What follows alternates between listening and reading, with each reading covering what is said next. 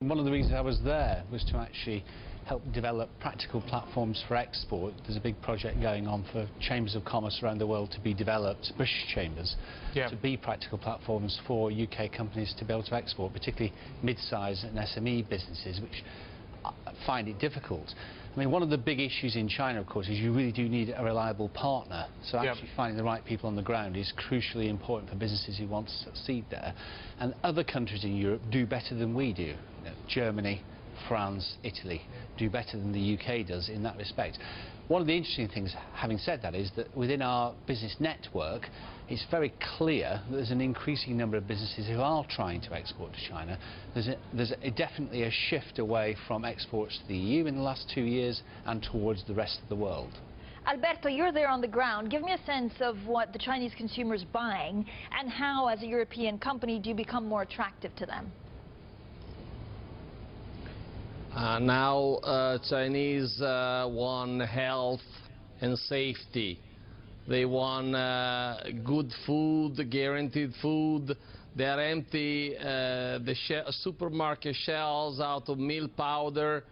Now is the time to go ahead with pharmaceutical and food and health products.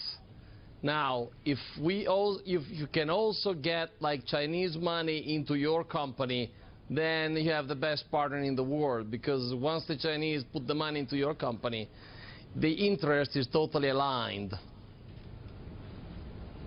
And what do you advise your clients? How do you advise your clients to get to that point? We're sitting here debating how British companies, European companies, get aligned with their Chinese partners. What is the #1 piece of advice you would give to John Longworth members at the BCC? You're asking me? Yeah. Is the question to me? Yes, it is. Well, you really have got to like China. I mean, one thing is to say I want to be in China, but China takes time, and you have got to like being there. If you after 2 days you're just you can't wait to have a bowl of spaghetti, then just leave it. I mean, you've got to like being there. You have to have the time to spend there, and that's it. So my colleagues check when the European company come over and they tell me how long it take before they ask for pizza. If it's less than 4 days, we drop them. Okay? Practical, also, right? Very practical. I mean, if you don't like China, just give up. If you like it, you're going to make it. If you get their money and you get their money into your company, they're not going to screw with you.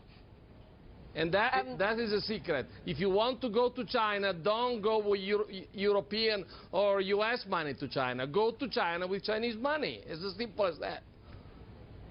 So this, John, Alberto, also, there since the country...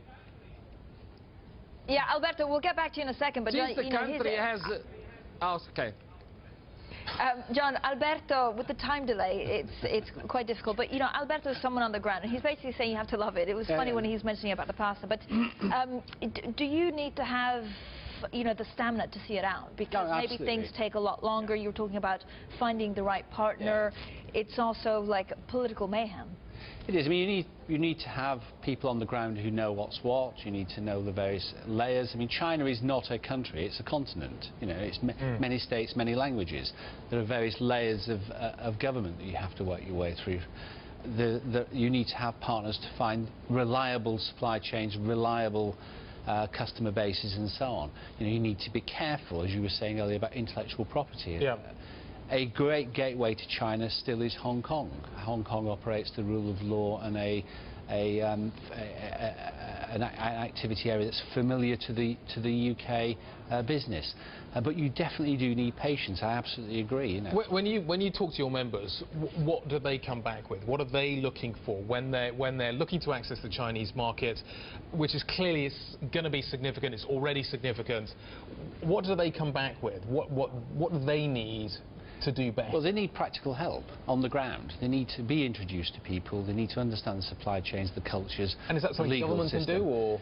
Well, it's something that business is starting to do for itself. I mean, there are good British chambers of commerce in China working with the China-British Business Council, who are doing great work in helping British businesses export to China, but we need to do much more than that, which is one of the reasons why the British Chamber Network, our network, is actually working on developing these international markets and the platforms for export.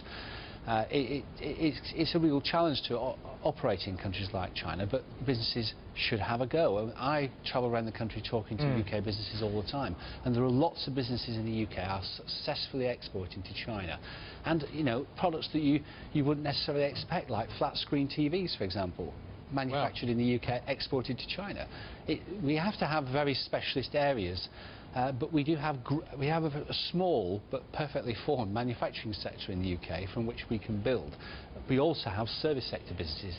That's the problem area, of course, because while architects, civil engineers and planning firms are successfully operating in China, a lot of the service sector areas are still off limits.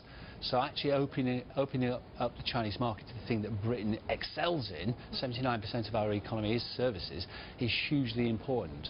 Hong Kong's still a great place, of course, for service sector businesses. And Alberto, what is your #1 advice, apart from loving the country and being wanting to stay there without thinking of the food back home?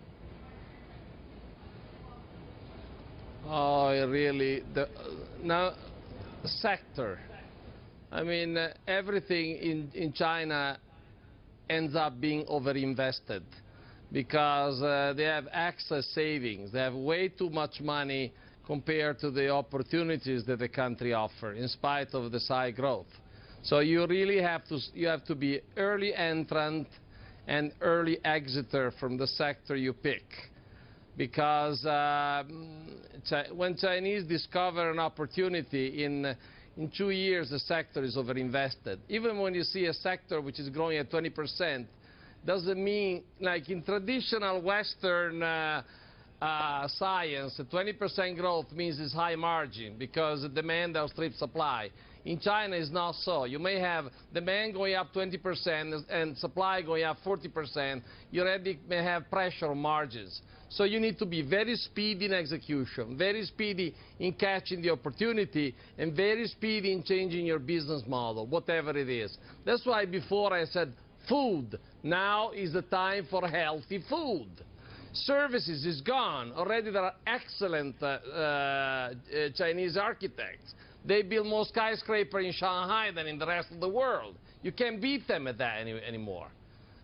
So you really have to pick what the next sectors are going to be. And it's going to be health, it's going to be food, it's going to be oil and gas, equipment, and it's going to be specialty chemical. That's it.